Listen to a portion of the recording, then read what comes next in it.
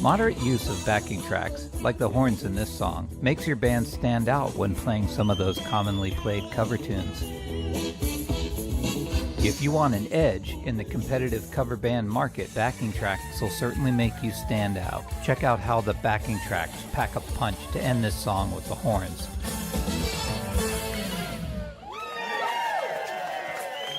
Hi, I'm John O'Brien. I am the keyboardist for a band called California Credence. We are in Modesto, California. We use backing tracks. We have two resources that I'm going to go over today.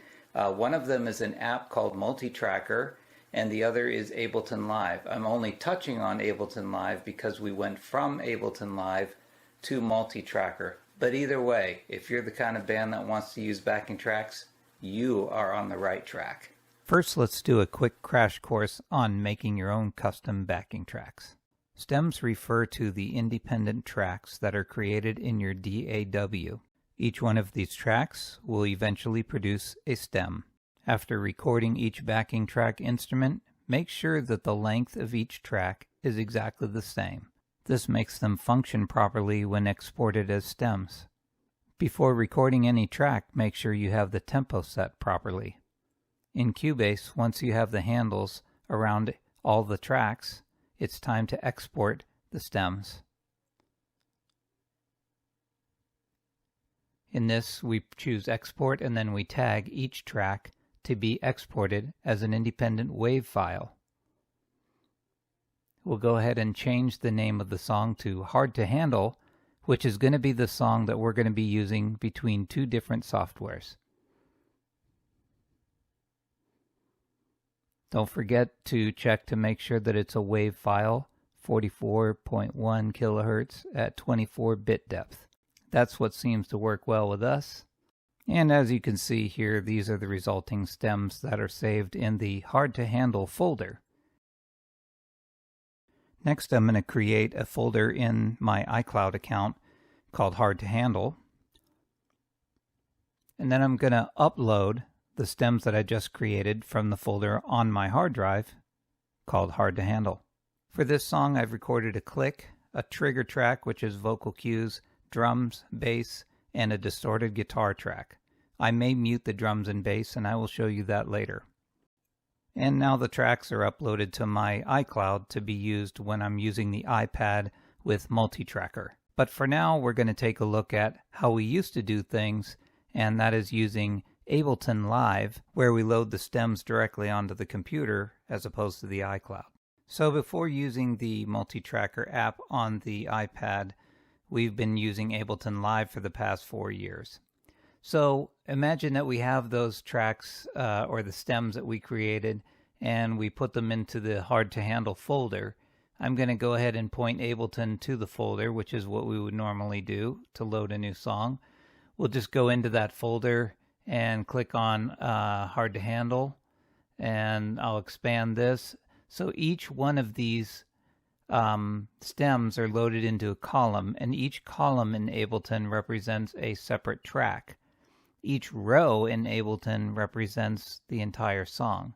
And since the stems are of equal length, the song will deploy exactly as it's supposed to. So then we just name this Hard to Handle, and when we launch the song, it'll just go ahead and play, and everything will be perfectly in timing. So if you want to have a look at what our performance laptop looks like, this is when all of our songs are loaded. You can see all the different tracks.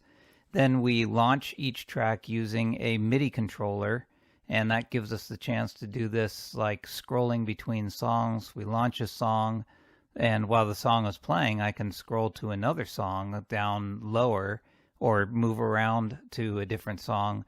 And while the other song is playing, once I hit play, it'll move to the next song. And so this is tremendous freedom in doing a show because I can bounce between songs whenever I wish. The only problem is that the display is hard to see on stage, and that's when Multitracker becomes a handy tool. So the rest of this video is focused on the iPad app Multitracker. Okay, so here we are. You're looking at Multitracker. And this is basically the overall. You can see me in the reflection, hello, and you can see my camera. But if you're looking at the multi-tracker over here, you have a host of menus. I'm just going to show you that there are some in-app purchases. For me, I've already purchased the audio, but you can purchase just audio and just MIDI. It's $27 is the total. That's the most expensive price. I want to get you down to the live view, which is where the money is. This is where we're trying to get to. This is the current track that's playing. This is the next track that's coming up. And this is the next track that's coming up. Over here you have your listing of order. So this is your set. And since we are California Creedence and we play Creedence stuff, you'll see some of that in there. Let's say, for example, I want to end on China Grove, but maybe not American Band. That's what this is for. So I can just change the order like that.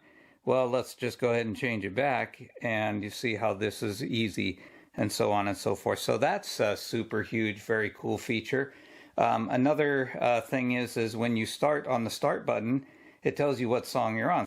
Okay, but the one thing that you want to make sure to have a look at is just how compatible this is with other audio interfaces.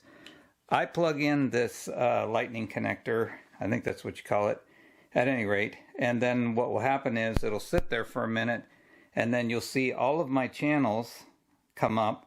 I have 12 output channels that are now configured. That means that I am only using 4 channels, which is typical for backing tracks. 1 and 2 is stereo right and left. 3 I usually use for bass. 4 is for the click and the triggers. And those go into different places in the mixer. I would have to go over that in a larger way. Today we're just focusing on doing backing tracks. So this is where you want to get to, and this is what kind of it sounds like going off. Now on this particular track, let's say, for example, I'm at practice and I want to make some adjustments. So here I am now in this other view. This is playlist view. Oh, I want to hear the drums and the bass. Okay, there we go. Now we got drums and bass going here. Now, this is the one of the views that you have where you can mix on the fly. Now, this is kind of making adjustments after you've created a song. So I'm working backwards here. Whenever you make these adjustments, you can do a quick save. That means that it's going to quickly save the adjustments. This is where you're practicing with the band. You're dialing in how the backing tracks will sound. Right now, I want this song to play without the bass and the drums because we have a bassist and we have a drummer. So I'm just programming this. So let's take it from the top. How do we get to this? How do we get to having all these playlists? And so one of the things that you do is you go into configuration mode. Okay, so this is where we create the song. But before we can get to anything in there, remember we had that track that was hard to handle. Now I have a bunch of songs that are loaded into here, and as you can see, they're alphabetically ordered. These are all the songs that I have programmed in here. But if you go under H, we can see that there is no hard to handle song. So what we're going to do is we're just going to go ahead and get that song and we're going to set it up, and then we're going to include it in one of our sets. So what we're going to do is we're going to go to the file manager here, and then I'm going to go ahead and I'm going to create a new folder because that has to contain all those things. Now remember, I uploaded things to iCloud, so we're going to access those in a minute. So this is hard to handle. My iPad's shaking a little bit. That's because I have it on a little stand here. So here we have hard to handle. I'm going to open that. Now I have to go get the files for the hard to handle song. So I'm going to go to my iCloud here, and I just head into my iCloud drive, and I have it under track updates, and you'll see there's hard to handle. So let's go into that. Now what I'm going to do is I'm going to go select, and I want all those files into this song. So I'm going to do a select all, and then I'm going to say open. This iPad is connected to my iCloud account. So what I'm doing is I created a folder called Hard to Handle in Multitracker, and I'm taking all those backing tracks from that folder I had on the iCloud, and I'm bringing them right back here into Multitracker. Okay, so once the multi-tracker has successfully imported them, it will say transfer successful. Now these are all the tracks that I have available for me to use in that song. So we're going to go back to song configuration down here, and I'm going to see that hard to handle. You have this nice like thumb down here. If I need a song that starts with an S, we're going to go back to hard to handle. I'll hit the H. So I'm going to bring this hard to handle forward here. So what I want to do is I want to put all of these hard to handle tracks into, insert them into here. I like, what I do is I have a system where I have the click in the first track, trigger, vocal cues in the second track, bass, drums, and then any instruments after that. So I start in my regular order. There's the click track. Now I've inserted the triggers, and then next up is bass. And then next up is drums, and then I have my instruments after that. So what I do is I'm going to go ahead and I'm going to save this, and we're going to call this hard to handle. Hard to handle. So a cool feature about this is I don't want to spend all the time trying to mix this whole thing together. But I do have a song that I do really like the settings on it, and it's called Old Man Down the Road. So what I'm going to do is I'm going to load up Old Man Down the Road. Let's look for O here. And here's Old Man Down the Road. I load this thing, and I do like the mix that I have for it. So I'm going to take this copy audio settings. All right. So that means that I've saved that, and I'm going to now bring it to my hard to handle song. And rather than poking around and trying to get hard to handle mixed, I just come over here and I'm going to paste that, and there you have all the routings, all the mix and everything. And so here we have it all ready to go. Just a few adjustments. What I do with the click is I have a preset compressor that I put on the click. So I grab myself a preset that I call click, and that's now in there. And then I have my triggers. And I have a, let me see, did I turn that on? No, I didn't. And then I have my triggers, and I turn that on, and I have a compressor that's preset for triggers. So now what I have is I have a fully mixed. I didn't have to mix this because I already had a mixed template that I really liked in a different song. So then you play it. Hard to handle. And intro. So here you go. 1, 2, 3, 4.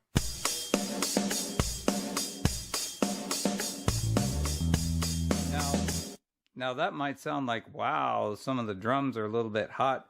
So you can turn the drums down while you're doing that. Hard to handle. So, Intro. We'll take 1, the bass 2, was a little 3, loud. 4. And maybe we can make these adjustments during this thing. And so we'll have the guitar. It might be super loud. We don't know. Let's see what happens. 3, 4.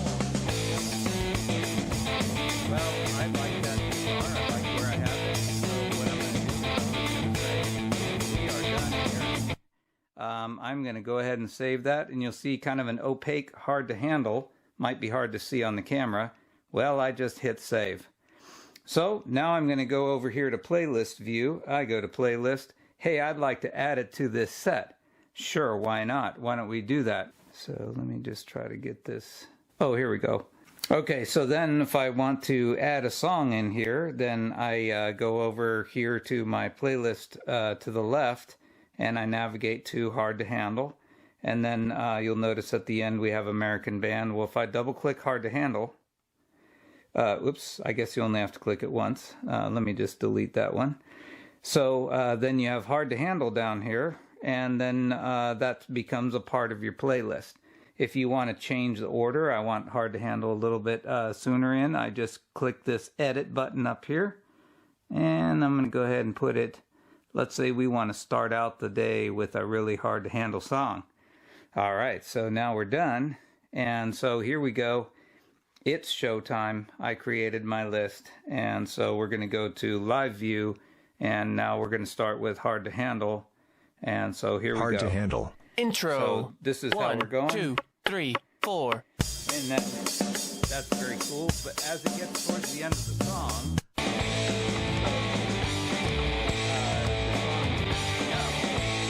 and now what's going to happen is it'll automatically proceed to the next next song, but it won't launch.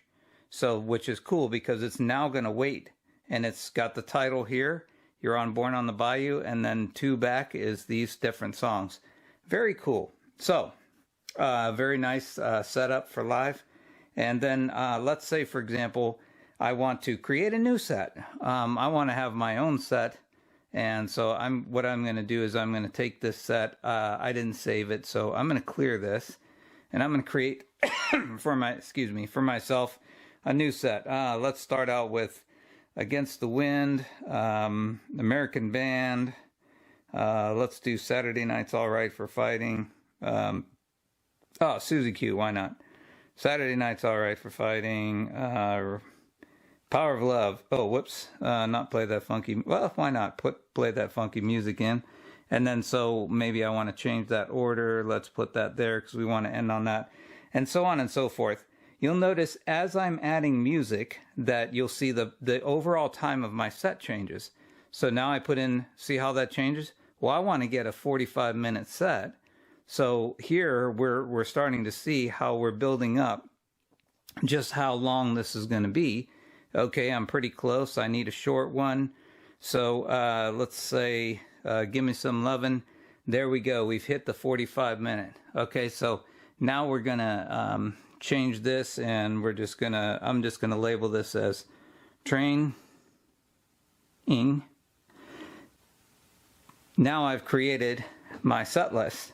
So if I'm getting ready to do a gig, then I'm going to be taking this and, let's say I fire up this thing and it's maybe over here in song configuration and it's looking all blank. So I come to here and I have and let's say I had we were on a yacht set and we played that. So now we want to play a different set, and I'd like to play the training set. So here we are. I just created that set. So now that we're in there, I'm done here. Now that we're in there, I have that set that I just created just a second ago, and now we're ready to launch it. And, now we're going to play Against the Wind. Intro. So the nice thing about this is this plays, and just as a final note, all of these are routed into, let's say I open Against the Wind. Against the Wind has a click. So the click is going to be going on channel 4. And channel 4 is where that's routed to just in our ears. The triggers are going to be going to the same place. They're going to be going to 4. The bass is going to channel 3. And then all these other respective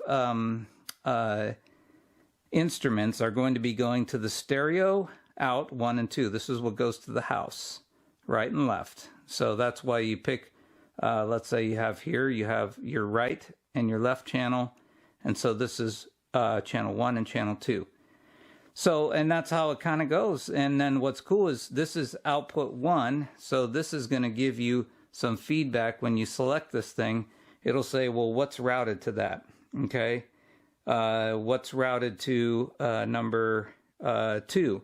So that's the other stereo. So this is the click track. If I go here, you'll see that the click and triggers are on output 4, and you'll see that the bass track is on output 3. So if you're saying, oh, to my audio interface, where's everything going? That kind of nails all that down. So overall, it's a very cool program. It's called Multitracker, and it's a fantastic, beautiful thing that I'm using here. And I'm going to general. Here's what we want. Multitracker. It's a really, really useful tool, and hopefully